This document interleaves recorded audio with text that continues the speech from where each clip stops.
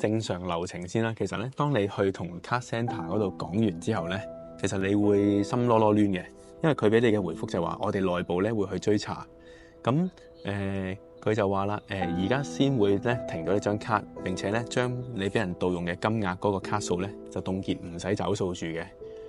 咁但係你就會諗啦，喂，唔使找數住定係唔使找數先？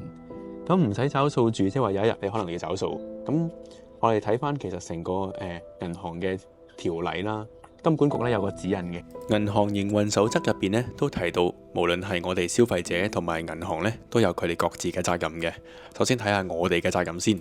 銀行咧係會向客戶提供月結單嘅，咁但係咧客戶亦都係要有至少就係90日咧，可以向銀行機構提出我哋咧有未經授權嘅交易。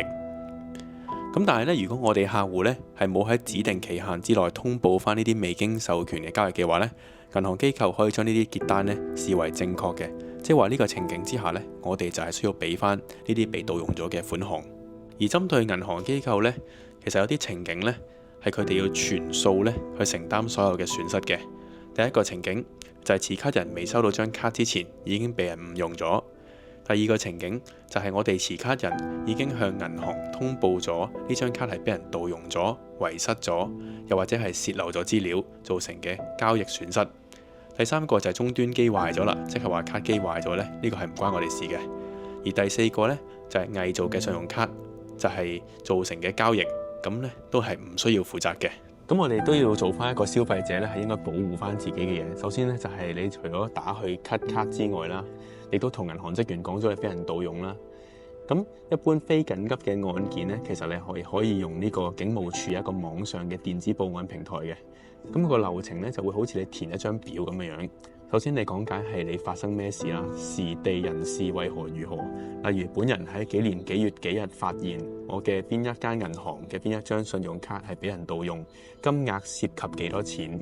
咁咧你要做一個電子報案咧，就係你喺個問卷嗰度啦，你填好晒你嘅個人資料，包括你嘅身份證啦、電郵啦、電話啦、住址啦，呢啲做好晒之後咧，就等於你同自己錄咗一份口供嘅。咁你填好晒，撳咗submit掣之後咧，就收翻一個 reply 嘅 email。呢個 email 咧有你嘅報案編號嘅。我喺電話嗰度咧同銀行職員溝通嘅時候，我都問佢，其實我需唔需要親身去報案？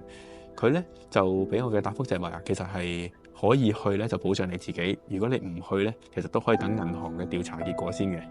咁所以我就揀咗個中間嘅方法咧，就係用電子報案嘅方式去做啦。咁你報完之後咧，其實職員都有話嘅。銀行職員就話啦，如果警察嗰方面咧有需要我哋銀行提供資料嘅話咧，佢好樂意俾一啲文件我哋嘅。咁我諗其實佢都係俾翻啲交易記錄啊，同埋時間啊，同埋卡嘅編號啊，證明我係卡主啊呢一類啦。咁我喺電子報案嗰度做完之後咧，隔咗2個鐘頭咧，警察就打電話嚟嘅。咁其實佢哋都好似好熟練啦，因為始終香港嘅騙案都唔少嘅。你睇廣告都話每日都有唔知幾多宗，每幾多分鐘又俾人呃咗幾多千萬。咁之後咧，我問佢需唔需要去即係警署報案啦。咁佢就話其實都唔使嘅。我俾我嘅 feedback 好簡單，你有冇自己唔小心 click 過一啲即係有毒嘅 link 啊，或者一啲釣魚網站啊？我係完全冇嘅。咁佢話咁銀行方面通常咧佢都會 waive 咗你㗎，你都唔使太擔心嘅。咁必要時有需要報案嘅，咁你咪再去到警署咯。咁如是者咧，成個流程咧就係咁樣樣咧，就完成咗呢個報案程序啦。